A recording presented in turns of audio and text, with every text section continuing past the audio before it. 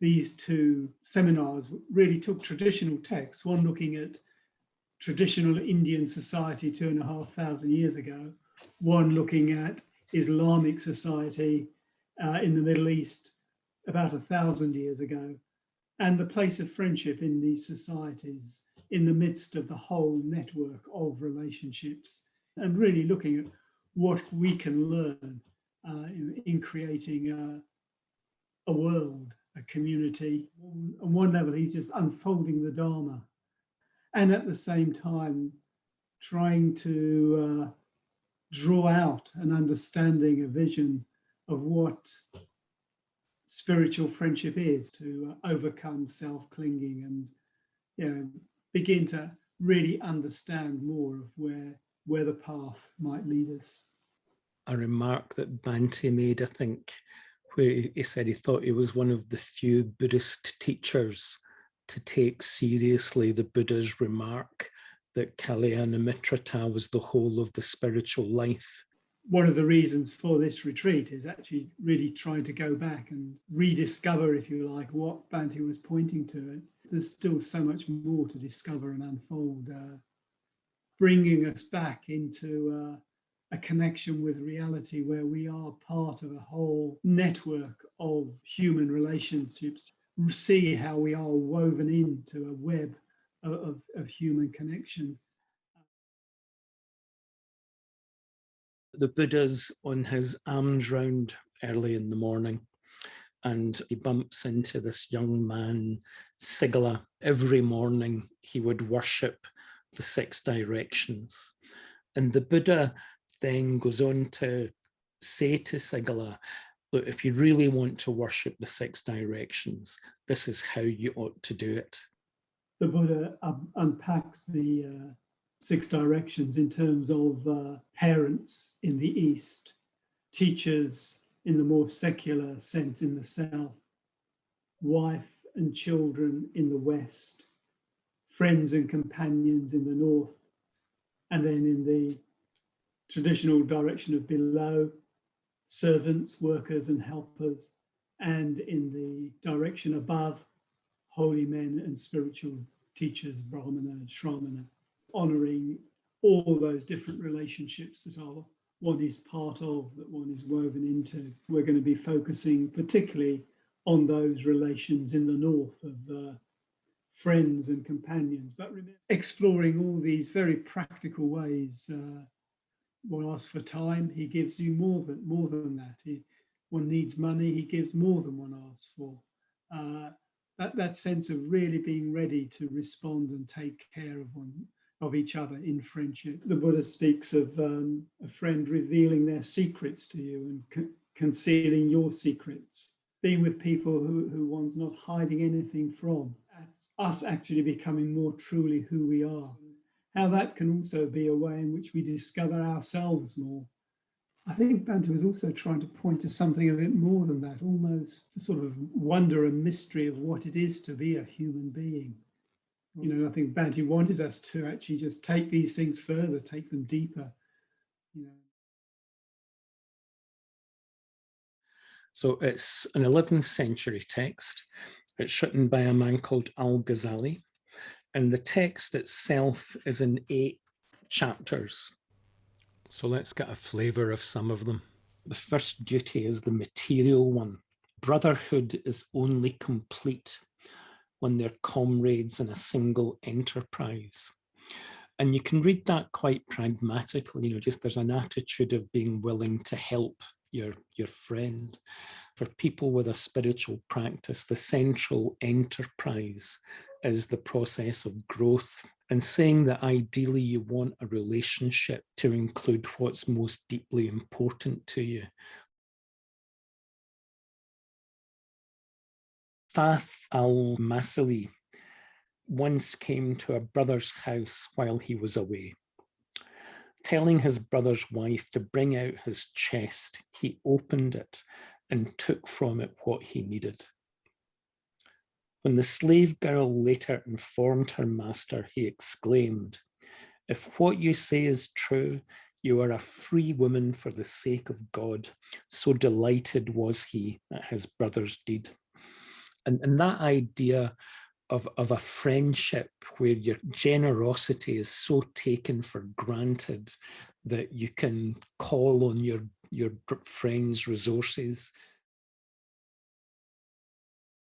First, examine your own condition.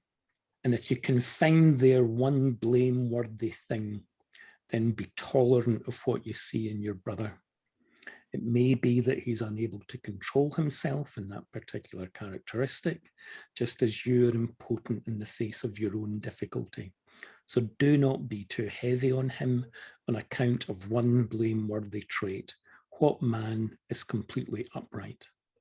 It's got that flavor all the way through of kindness, of forgiveness, of a willingness to see your friend in the best possible light.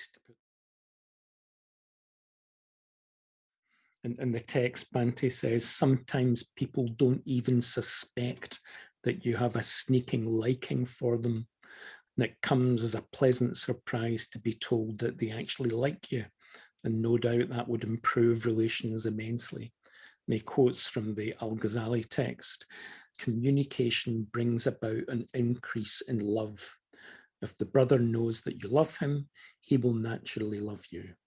If you know that he loves you too, then without doubt your love will increase. Thus, love will grow progressively from either side and will multiply.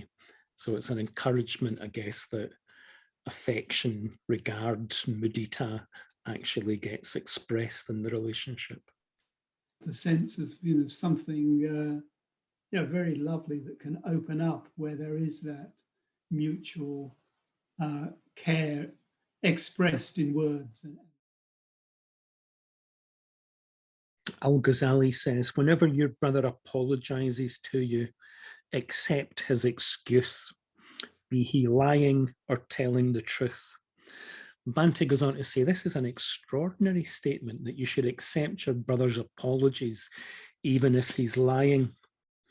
Within a relationship of friendship, you've got a commitment not to sever the connection. The poet said, you cannot run with a brother and fail to catch him in some disarray. What man is immaculate? The sixth duty is to pray for your brother during his life and after his death. You should pray for him as you pray for yourself, making no distinction at all between you and him. For in reality, your prayer for him is a prayer for yourself. We don't do the Metabhavana for ourselves. We do it for others. The Metabhavana is all about entering into that profound interconnectedness with all life and seeing our friend in this context of profound interconnection. You could say this is all pointed to by this injunction to pray. The meaning of loyalty is steadfastness in love and maintaining it to the death with your brother and after his death with his children and his fellows. For love is for the sake of the other life. So again, yes, this putting of friendship in this much broader context. For us, it would be in the context of the path to enlightenment. And that, if you like, is what underpins our spiritual friendship, our friendships. This wish for our friend and us also to gain enlightenment for the benefit of all. Sort of Bhante looking for a parallel for that language of the other life, and saying that in a way what you're responding to in somebody else is this process of growth itself, this impulse towards liberation, connecting with the impulse to growth in our own lives, and in a way responding to another person from that basis, that quality, and us responding to that quality in them.